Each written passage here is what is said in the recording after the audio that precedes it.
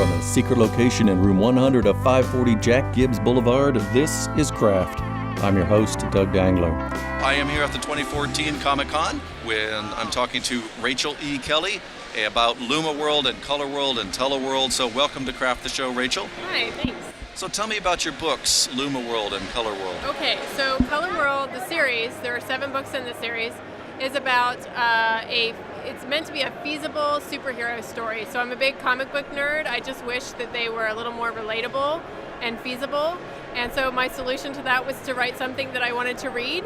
And so I take the things that people are naturally talented at, say like photographic memory, or maybe you can tell when someone's lying to you, or maybe you're like the main character in my book and you can pick up people's vibes, you can sense what they're feeling. And you can enhance those things, like what would the world look like? For me, that wouldn't be like laser beams out of the eyes and flying around. It would be a lot more feasible and relatable. And to me, that's what stories should do, is they should allow us to relate to them so that we can ask new questions. And so that's what the series is about. Okay. So what are some of the relatable things that people can do in your books? Well, I have one guy who can memorize books. So he can read he memorizes streams of characters, and then he can read them from his head later on. I have another character who is a math genius, who is good at spotting patterns and coming up with equations for those things. I also have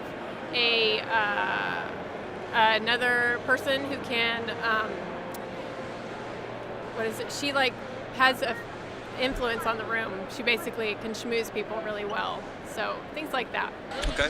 So what are the arcs on some of the stories, just in really broad general terms about some of the characters? Okay, so the first book, we have this girl named Wendy who can sense emotions of people that she touches. And that's just something that she's always been able to do. And she ends up at this allergy study in order to get some extra money. But when she comes out of it, now when she touches people, they die. And so that was quite a dramatic shift. And so we learned through the course of the story that the people who ran the study targeted her specifically. And it turns out they're looking for these people who have these special abilities. And so that's what she's learning in the first book. And she's trying to figure out a way to undo it, because obviously not being able to touch people can really put a damper on your life. Right. So how many books do you expect to have in the series? There will be 7 books. I've written 6 of the 7 so far. The others are just in production of editing and covers and all the things that take excruciatingly long time for readers.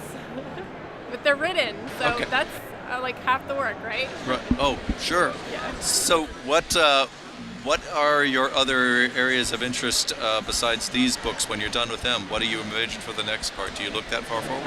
Okay.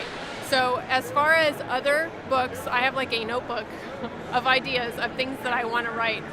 But I'm the type of reader that I get mad when I have to wait a year and a half between books. And so I really want to bang these out really fast so that people don't have to wait so long. And if I can squeeze in like a month or 2 in there where I can write something else, I will. I like dystopian ideas. I like reality with just a little twist to make it a little more believable. I'm not a big high fantasy fan.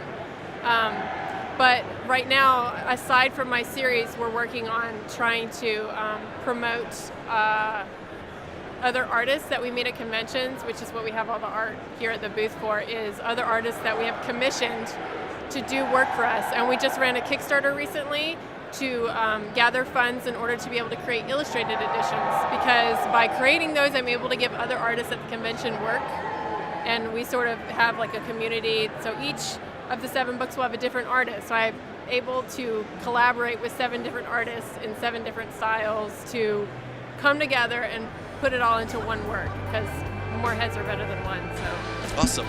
All right. Well, Rachel E. Kelly, thank you very much for talking Thank today. you.